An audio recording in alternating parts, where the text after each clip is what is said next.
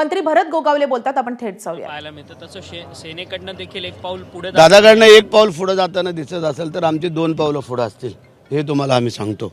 कारण काय आलंय, आम्हालाही हौस नाही आहे की वादविवाद करून राजकारण करायचं, संघर्ष करून, परंतु प्रत्येकाने समजून घेणं गरजेचं आहे. वस्तुस्थिती काय आणि परिस्थिती काय त्याच्या अनुषंगाने चालावं. चल, परंतु थँक्यू सर.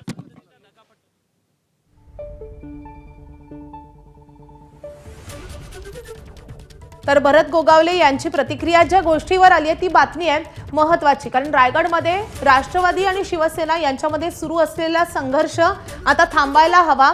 अजित पवारांनी अनौपचारिक चर्चेमध्ये ही माहिती दिली आहे. रायगड प्रकरणी अजित पवारांनी थेट भरत गोगावले आणि मंत्री सामंत यांची शुक्रवारी बैठक घेतली. बैठकीत दोन्ही पक्षाकडून संबंध ताणले जाऊ नयेत याची काळजी घ्यावी अशी विनंती करण्यात आली आहे. सामंत गोगावले यांच्या बैठकीनंतर मंत्री अदिती तटकरे यांच्याशी देखील अजित पवारांनी चर्चा केली आहे आणि चर्चेत वाद वाढायला नको अशी खबरदारी घ्यावी अशी स्पष्ट सूचनाही अजित पवारांनी दिल्याचं कळत आहे. पुन्हा एकदा आपण निलेशकडे जाऊयात या संदर्भातले अपडेट घेण्यासाठी. निलेश, एकूणच या वादावर आता पडदा पडला असं आपण म्हणायचं का, आणि रायगडच्या पालकमंत्री पदाबाबत अजित पवार काही म्हणालेत का?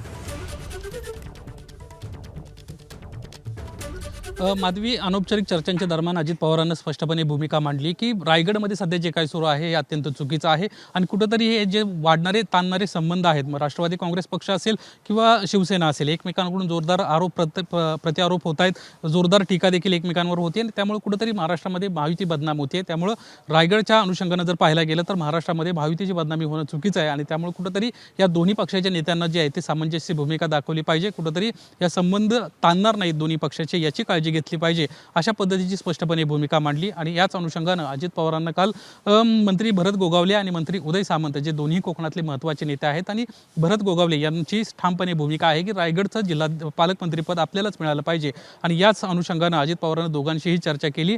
सुरुवातीला पालकमंत्री पदाचा जो विषय आहे तो होईलच, मात्र आत्ता जी काही दोन्ही पक्षांमधले संबंध ताणले गेलेत आणि एकमेकांवर टीका असेल किंवा एकमेकांवर आरोप प्रत्यारोप करताना गुन्हे दाखल करण्याचे प्रकार असतील हे कुठेतरी थांबले पाहिजेत अशा पद्धतीची एक प्रतिक्रिया या निमित्तानं अजित पवारांनी दिली आहे आणि दोन्ही नेत्यांना या संदर्भात माहिती देखील सांगितलेली आहे आणि विनंती देखील केलेली आहे की तुम्ही संबंध ताणू नका.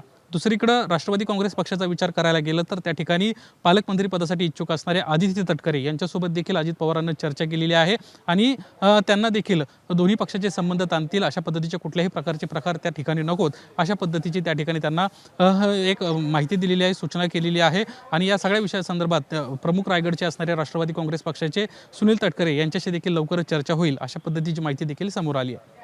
नक्कीच अजित पवारांच्या मध्यस्थीनंतर तरी शिवसेना आणि राष्ट्रवादी मधला रायगडमधला वाद हा थांबतोय का हे पाहणं महत्त्वाचं असणार आहे. निलेश, धन्यवाद या सगळ्या सविस्तर माहितीसाठी. एबीपी माझा, उघडा डोळे बघा नीट.